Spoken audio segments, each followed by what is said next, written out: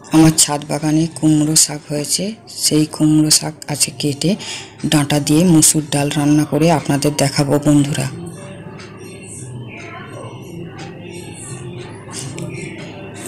ডাঁটা ভালো করে কেটে নেব, শাকগুলো রেখে দেব, ডাঁটা দিয়ে আজকে মুসুর ডাল করব, আপনারা দেখবেন।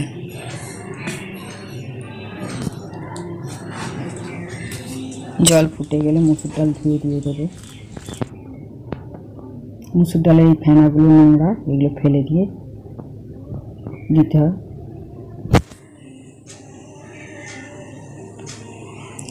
ডাঁটাগুলো দিয়ে দেব।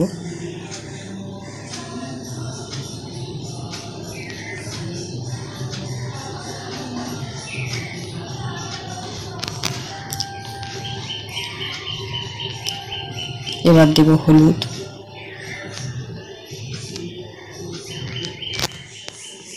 পরিমাণ মতো লবণ।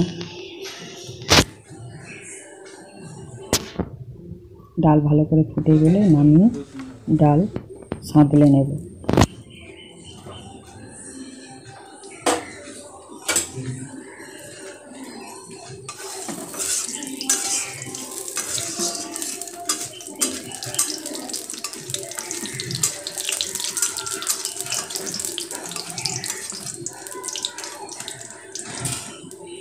এবার কালো জিরে দেব, পেঁয়াজ দেব, পেঁয়াজ ভাজা হয়ে গেলে মুসুর ডাল দিয়ে দেব।